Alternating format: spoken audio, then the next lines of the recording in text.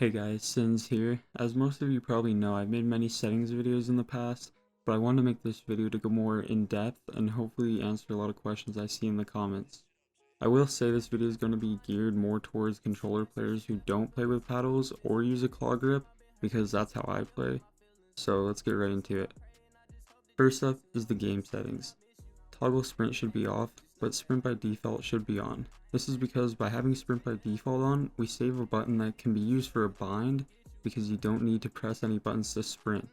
Sprint cancels reloading should be off because with sprint by default being on, we wouldn't be able to reload when moving. Auto open doors is better to have on because if you accidentally edit a door, you will not be stopped by the door, your character will walk through without losing momentum. The combat settings are mainly preference, but you can copy mine down here. Reset building choice should be on, so every time you switch to build mode, your wall will be ready to place. Turbo building should always be on. I have confirm edit on release on, because I try to limit the amount of button presses to make an edit. Tap to search or interact is very useful because you don't need to hold your button when searching something or like rebooting or reviving a teammate. Now for my HUD settings. There's a bug right now that makes your HUD scale not show up in the settings, but your HUD scale should essentially be as small as you can make it while still being able to easily read all the relevant information on your screen. This may differ depending on your monitor or TV size. I personally keep mine at 70%, and I also prefer the reticle ammo indicator off. Controller auto run should be on. Build immediately should be on. You shouldn't have an edit hold time if you make a custom edit bind like I'll show later in the video. Vibration should be off due to potentially messing with your aim. For sensitivity, use the advanced options.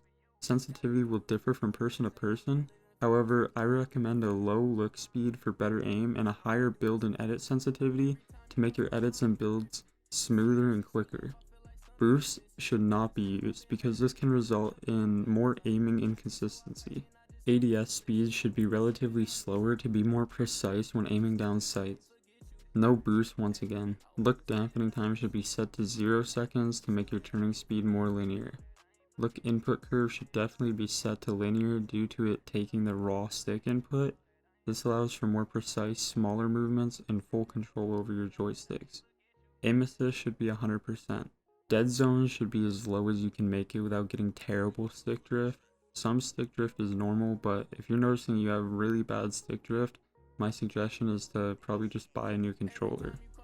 Foot controller should be off due to slight input delay when on. For my sound settings, I use high sound quality but not 3D headphones. This however depends on your headset really, so I recommend that you test both options to see which one works best for you, and I don't use visualized sound effects. Next is my controller binds. I use a standard DualShock PS4 controller with no attachments, and I do not play claw as I said in the beginning of the video. First up is the combat controls. I use L3 to edit so I don't have to take my thumb off the joystick. I don't use R3 because editing with the same stick you look around with makes it harder to be as accurate with your edits. I use my touchpad to place markers and right on the D-pad to pull out my map. I switched my switch mode to square instead of circle because since I don't play claw or have paddles, square is closer to my right joystick, so it takes less time for me when I take my thumb off the right joystick to press my switch mode. With this being the case, my reload and interact button is circle. Now my jump bind and crouch bind is highly controversial because many people think that you have to switch jump to R3 to be smooth, however with practice, they can become just as smooth while jumping with X.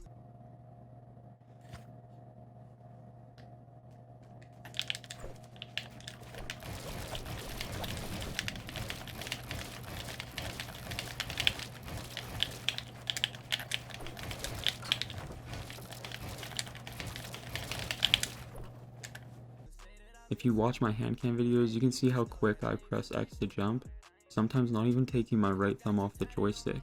This is because when controlling the right joystick with the tip of my thumb, I am able to press X also with the knuckle of my thumb. I also strongly recommend that you use the right joystick for crouching because in many situations, this bind will save your life, like when you're in someone's box spraying.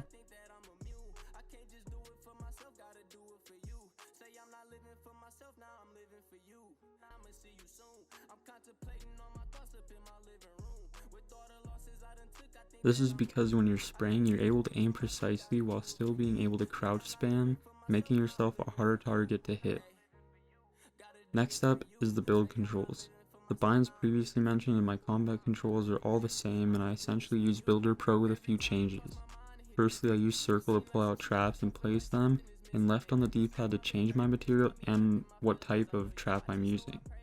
Now the bind you use for rotating ramps and crouching while in build mode is a preference. If you rotate your builds more than you crouch while in build mode, you can switch these binds. However, the way I have it set up is my own personal preference. Now lastly is the edit controls. I use R1 to select the edits I want to make because R1 is a button, while R2, which is the default select edit bind, is a trigger.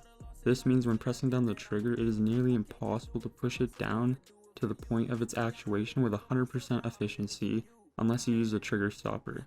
And I, like many others, don't use any attachments on my controller. Also, since I use confirm edit on release, many people ask me why I have a confirm edit bind. This is because when resetting an edit, I still need to confirm it. So you might be asking, if Sinz uses R2 reset, doesn't that not make sense because it's a trigger?